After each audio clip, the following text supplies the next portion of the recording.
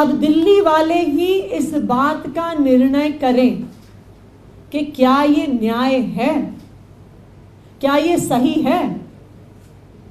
क्या दिल्ली वालों को अपनी मेहनत की कमाई के इनकम टैक्स का हिस्सा मिलना चाहिए कि नहीं मिलना चाहिए।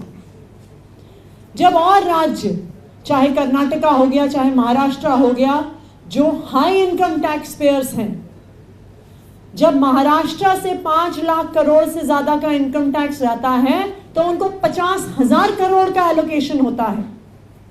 जब कर्नाटका से 2 लाख करोड़ का इनकम टैक्स जाता है तो उनको 30,000 35,000 करोड़ का एलोकेशन होता है।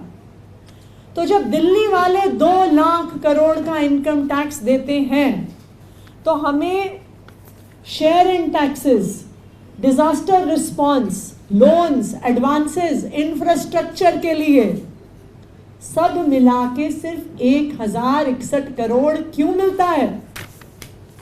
जब हम अपने हिस्से का टैक्स देते हैं तो क्यों दिल्ली वालों को उनका हक नहीं मिलना चाहिए? आज दिल्ली वालों के साथ भारतीय जनता पार्टी शासित केंद्र सरकार अंग्रेजों की तरह अत्याचार कर रही है कि जिस तरह से अंग्रेज भारत आते थे, भारत का जो पैसा है वो टैक्स के तौर पर लेकर जाते थे और फिर अपने देश के विकास के लिए लगा देते थे। भारत में कुछ नहीं लगाते थे, भारत को टुकड़े मिलते थे, क्रम्स मिलते थे। आज उसी तरह भारतीय जनता पार्टी शासित केंद्र सरकार दिल्ली वालों के टैक्स का पैसा ले रही है।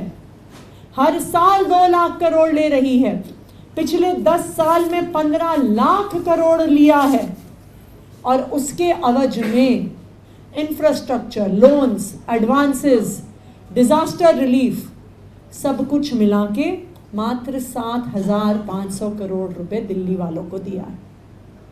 तो अब मैं दिल्ली वालों की तरफ से भारतीय जनता पार्टी शासित केंद्र सरकार से पूछना चाहती हूँ कि दिल्ली वालों के साथ अन्याय क्यों?